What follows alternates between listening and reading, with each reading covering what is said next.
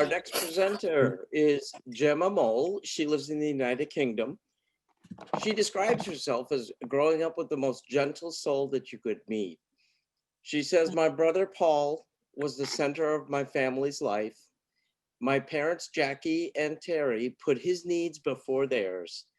Paul's life and death shaped my life greatly. I am married to Adrian. We have two 16-year-old twin daughters, Lori and Sienna.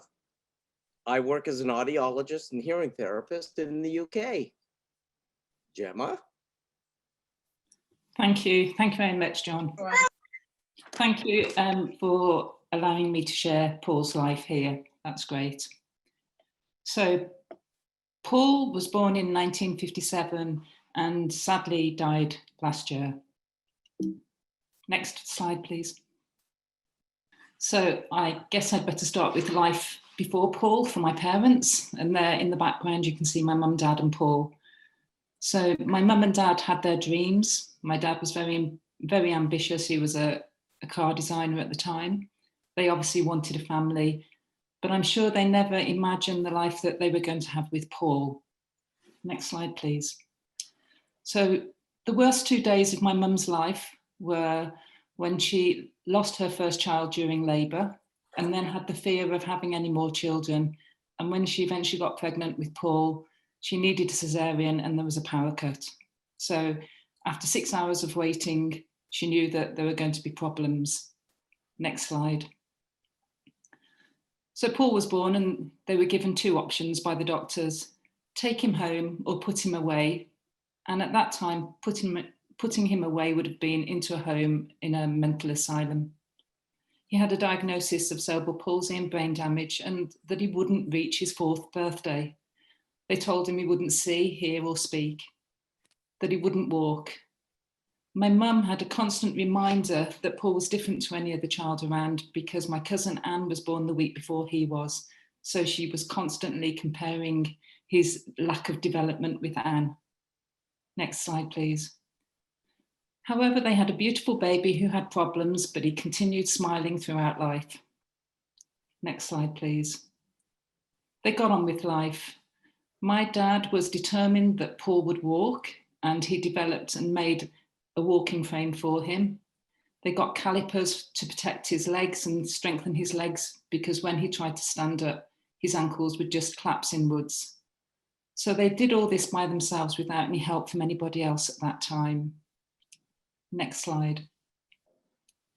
As you can see, Paul enjoyed walking. He got stronger as he grew up and they carried on. They tried to lead a life like anybody else.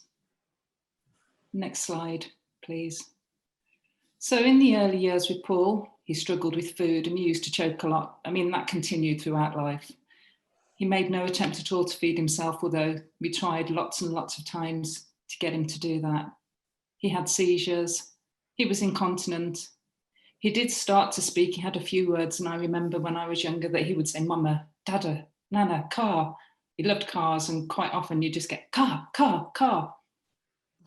But he could walk, he could see, and he could hear, although he probably didn't walk, see and hear like any of us do. Next slide, please. So Mum and Dad wanted to do what any other family would do. They liked going on holidays or for America vacation. Next slide, please. They ventured abroad. They took him to the south of France and had a good time there. Next slide, please.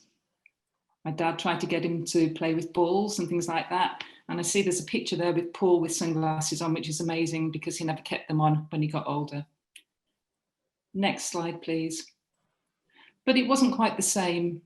They were turned away from lots of holiday places because other people felt that seeing Paul ruined their holidays. So this was a time when people with disabilities were hidden away. They got turned away from cafes and restaurants because Mum had to feed Paul and others didn't like seeing it. He made sounds that people didn't want to hear. Paul was the sort of person that when you wanted him to be quiet, he would make a lot of sound. But if you wanted him to make sound, he'd stay as quiet as anything. Eventually, they ended up camping and they found a welcoming world. However, they also wanted more children. They didn't want Paul to be alone, but obviously with what Mum had gone through with 2 pregnancies, she was worried. Next slide, please. So in 1964, they adopted Conrad. That's the little one in the pram there. And Paul absolutely loved him. So yes, it made a difference to Paul's life. Next slide, please. However, within 9 months, they went from 1 to 3 children because Mum didn't know that she was expecting me. She was having problems and her doctor didn't want to scare her and tell her that she was pregnant.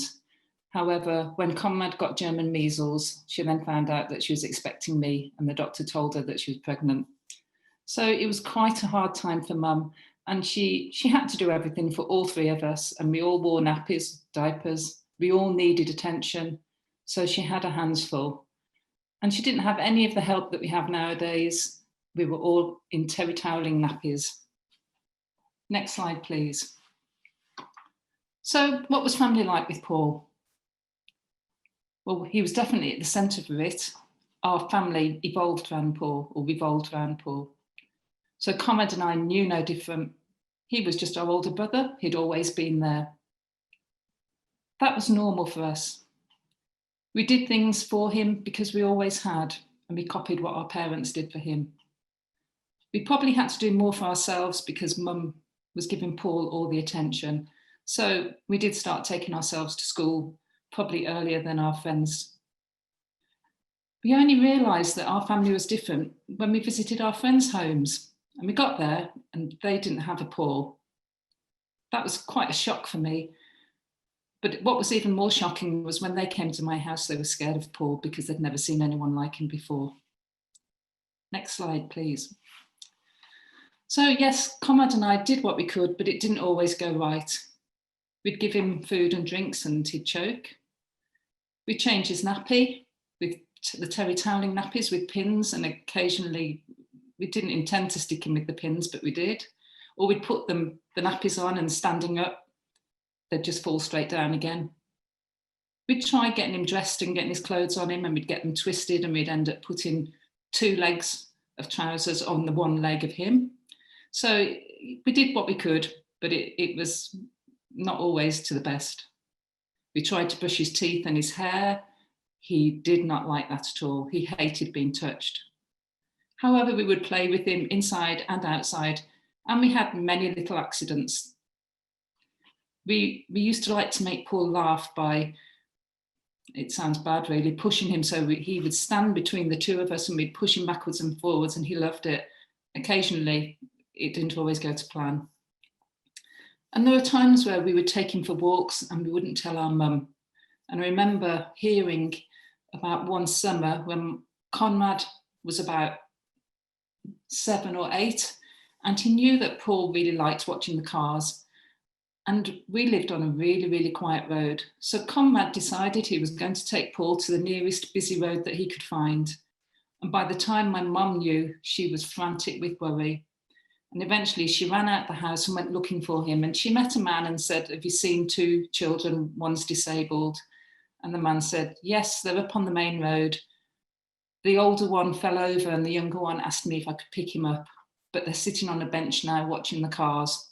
So although Mum was really frustrated and frantic, she got there and there they were watching the cars go by, and Paul was as happy as anything.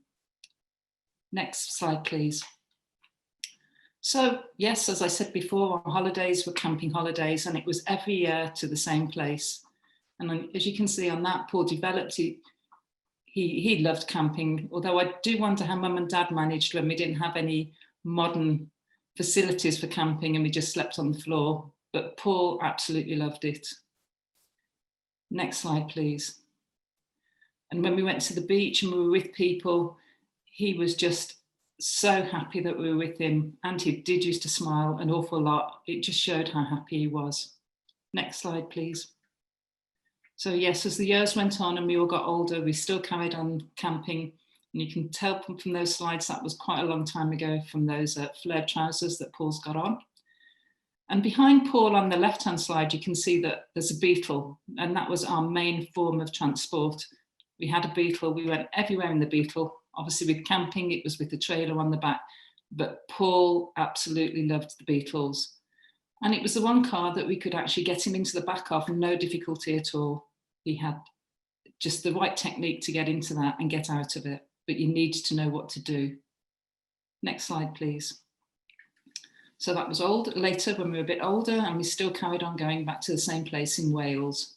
We just loved it. Next slide, please. So a little bit about Paul. He could walk, but he needed to be led.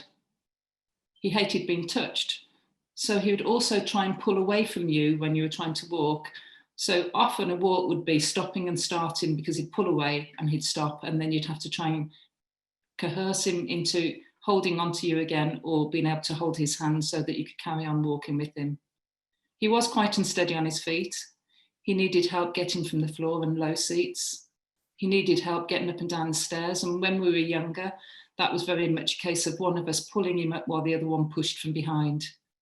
He needed help getting in and out of cars, getting in and out of bed.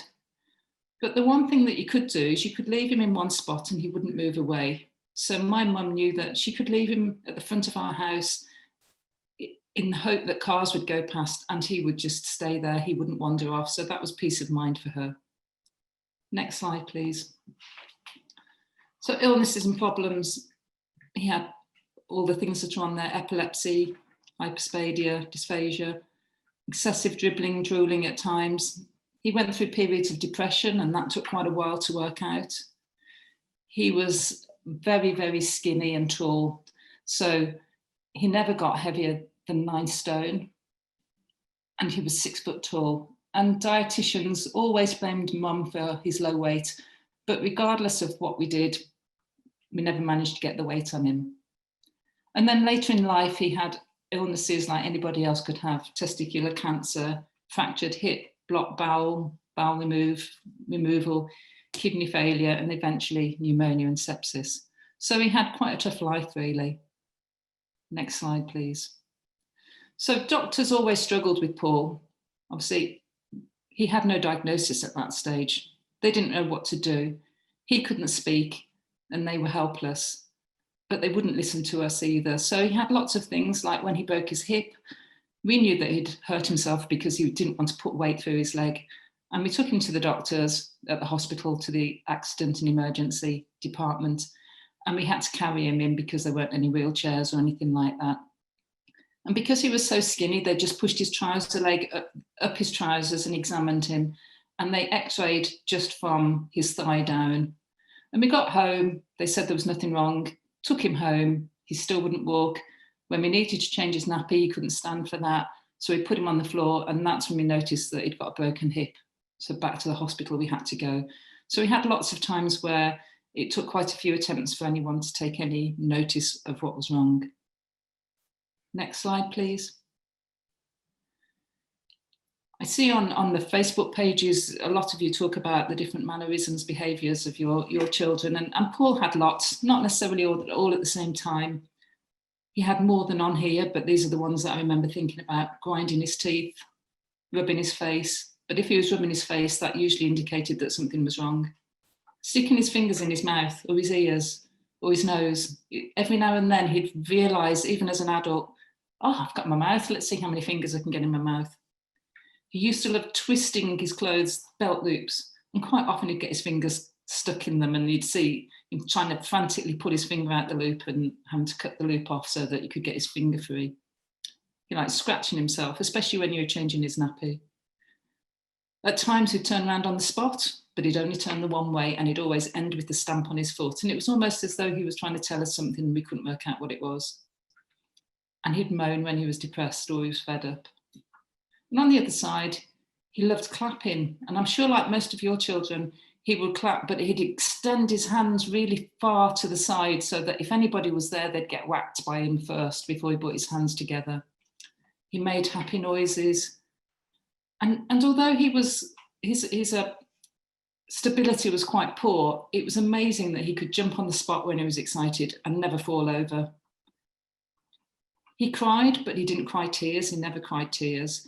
But with things that he recognised, like music and church prayers, things like that, babies crying, that would bring Paul almost to crying, and people used to think he was upset. But actually, for us, we used to say, actually, it's because he recognises it and it's something that he likes, quite strangely. Next slide, please. So Paul loved life. As I said before, he loved cars, being in them, being driven around in them, looking at them, watching them pass by. Being driven around too. He just absolutely loved it. He liked church, but my mum used to find it embarrassing because Paul would be noisy in church. Just at that time, when everyone else was quiet, Paul would clap or he'd cheer or laugh. He loved music. He loved animals. He was so happy if people were around him and they were in a happy mood. However, if people were arguing or shouting, he would get upset and he'd show that he didn't like that. He absolutely loved watching and listening to children. He liked going to the football, but this was something that we found out later on, so soccer in the UK, not to watch the match. So he went into a residential home eventually, and they got him signed up to one of the local teams, and they said, he always turns around and looks at the crowd. So he liked the crowd rather than the football, but he still got a lot of excitement out of it. And he loved going to bed. Next slide, please. So later in life, well, Paul went from education to daycare. His education was at a special school for children. At that time, it was called children with, spastic children, they called it, a special school for spastic children, but then cerebral palsy. Then he moved on to daycare, which was quite limited and didn't get to do much there, but it got him out of the house. He aged like anybody else, but was very much still a child at heart. His hair thinned and he lost teeth. He still needed as much care. However, he got tired quickly and he would start dozing off. He struggled through illnesses. Mum and Dad never asked for help. Years ago, there wasn't the help out there, but even when respite care started, they would never do it. And it took me forcing them to do it for them to actually take up the offer of help.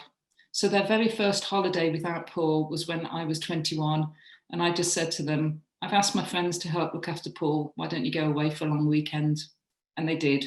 But I'm sure my mum worried sick all the way through that. I lived at home to help out. And I actually stayed at home until I was 30, so quite a long time, because it was hard for mum and dad. And although they had a really good marriage, things got a bit tough and I was a bit of a buffer for that.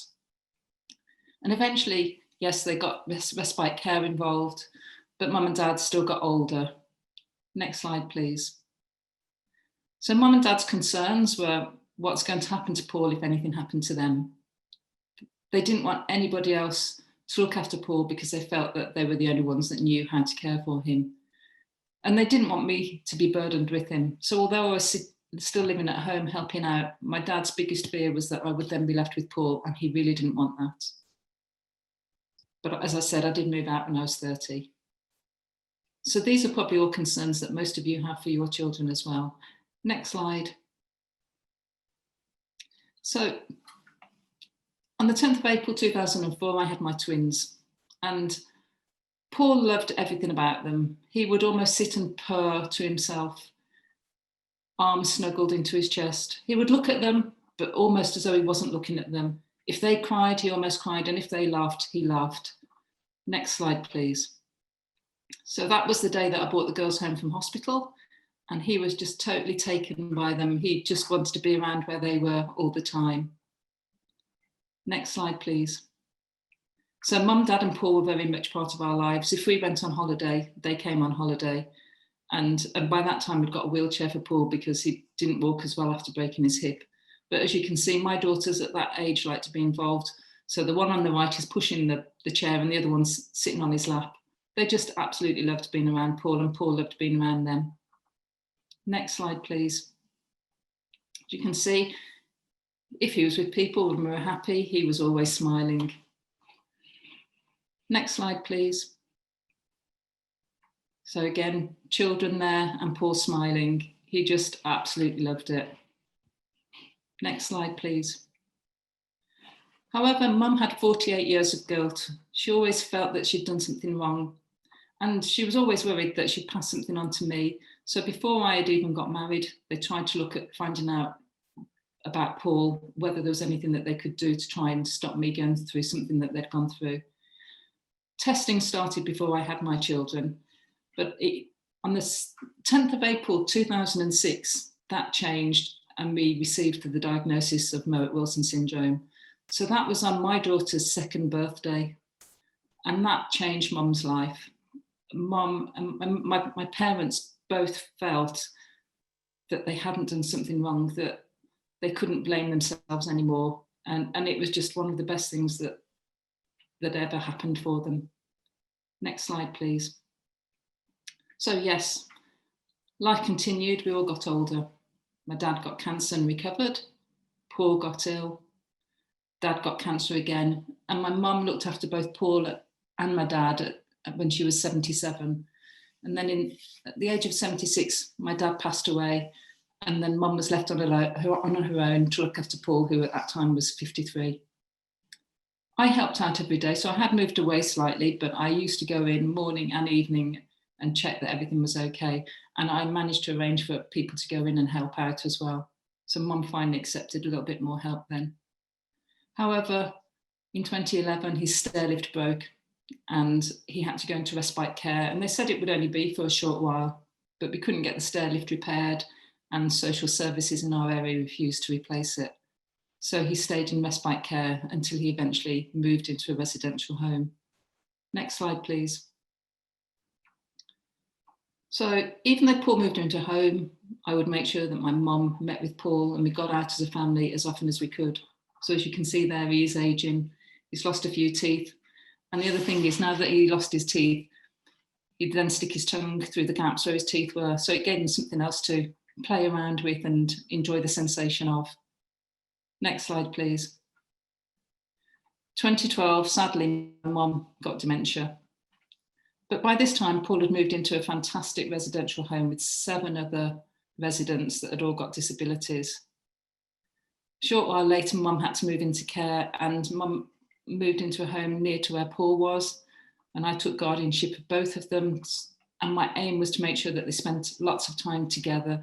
And between the 2 homes, Mum would either go and spend time at Paul's or Paul would go and spend time at hers. So they still got to see each other. And Mum always recognised him, which was really amazing because she didn't recognise me. I would go in and I'd sit next to her and she'd say, "What's your name?" And I'd say, "It's Gemma." And she goes, "Oh, I've got a Gemma." And I'd say, "Well, tell me about your Gemma then," thinking, well, she obviously didn't recognise me. And she'd say, "Well, she's at school at the moment, she's 14. So she'd forgotten about me by then, but she still recognised Paul. Next slide, please.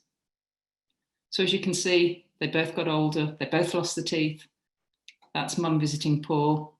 So she saw him several times a week. And the home that Paul was in offered for Mum to go and live there as well. But it was rather expensive, so we didn't get that opportunity. Next slide, please. At Paul's home, they made a sensory room for him. He loved sitting on those big bean bags. And in that room, they'd just put music on. And he would spend hours just relaxing and chilling out in there. And on the right, this is a few years ago, but that's our family. We're not a large family. So my other brother, Conrad, and my mum at the back with Paul. And as you can see, Paul is quite tall. And my daughters and the cousins. Next slide, please. So at the home, they kept on saying, yes, it's a residential home, but this is Paul's home.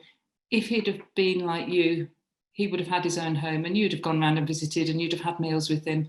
So we were always welcome for meals, obviously with prior planning, and doing the activities that we would have done if Paul had still been in his own place. And as you can see, my mum still loved seeing him, even though the dementia got worse as time went on. Next slide, please. So Mum passed away and I carried on looking after Paul with the home. And the home every year would do trips out for all the residents. And every year they went on, this is a canal boat. So for those that don't know, the canals in the UK are old methods of transporting coal originally. So a lot of the boats have been used for leisure craft now. So as you can see, he'd enjoy that. But the picture with me, the left-hand side, he didn't particularly like having that picture taken because, as you can see from my hair, the wind was blowing and Paul hated the wind blowing on his face. he really didn't like that. Next slide, please. Okay, so he reached his 60th birthday and they had a fantastic party for him. And they arranged all sorts of fun things for family and friends to do. Next slide, please. They, again, because he liked cars, they managed to hire a Volkswagen van and they took him out for a ride in that, and he absolutely loved it. It was really noisy in the back of that, which was even better for him. Next slide, please. They made a birthday cake that was a camper van as well. And on the right-hand side, you can see we bought him a swing that you could put a wheelchair on. So it was not only for Paul, but it allowed all the other residents also to get the opportunity to enjoy something like that. And the other residents, sadly, had all been in institutions all their lives, so they'd not had the chance to do things like that when they were younger. And so they all had the pleasure of going on a swing and enjoying it for the first time as well. Next slide, please. So 2018, my mum passed away, and then 2019, early 2019, Paul became very ill and his family doctor didn't really do much about it. Sadly, he didn't have an easy passing, but I was there, and his key worker, Karen, was with him as well. So we spent quite a while with him. And he died at the age of 61 on the 8th of April, which was my dad's birthday. And I actually think he was deliberately holding on to that date just to reach a memorable day. Next slide, please. So finally, yeah, Paul was the best brother you could have. He never, ever answered back. He never knowingly hurt anyone. If he did, it was probably through being anxious, being worried. And he would, if you took him to hospital, he was scared and he would grab you. And that would hurt if you weren't expecting it, but it wasn't intentional. He loved life. He was a smiler. Mum and Dad had a very tough life and they gave everything for Paul. And my only wish was that they could have had some time to enjoy life together. You know, normally you'd expect your children to move on and you get some life, and they didn't get that opportunity. And Conrad and I realised from a very early age how lucky and how fortunate we were. It certainly made us appreciate the simple things in life. And it probably then had an impact on the sort of jobs that we went into. So we both work in caring professions, really. Next slide, please. So just finish then. So there's just a picture of the smiling Paul through life. He had a good life. We had a good life with him. My parents had a tough life. It was very different to perhaps what you are all going through now, because I think that there wasn't certainly support around for Mum and Dad. There was no diagnosis. You now have a fantastic community support through the Mowat-Wilson Syndrome Facebook pages. You have a family out there that can all help you along, which is great. And I just want to say thank you for listening to me and letting me share Paul's life with you. I know for some of you, this might be hard because you're seeing a Mowat-Wilson child that actually grows older and does eventually die, and that's really tough. But I just wanted you to know that they haven't all got short lives. They do have quite productive lives. They're not all small. Paul was 6 foot, but they all have a life of love, and we've all got so much to learn from them. Thank you.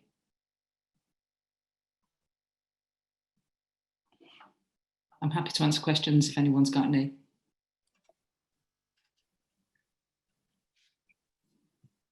I've been following the chat, and there really weren't that many questions, but a real lot of statements and comments about what a special family and what a special sister Paul had, and a lot of people commenting on similarities, certainly with the older children, that they see with what you said. Very powerful presentation. And like I said, we see a lot of us in you. Yes, and I'd like to say every time I see all your children, all your sons and daughters or grandchildren, I see Paul constantly. It's as though he's still here. Yeah, so they're all special. That was a really great presentation. Thank you.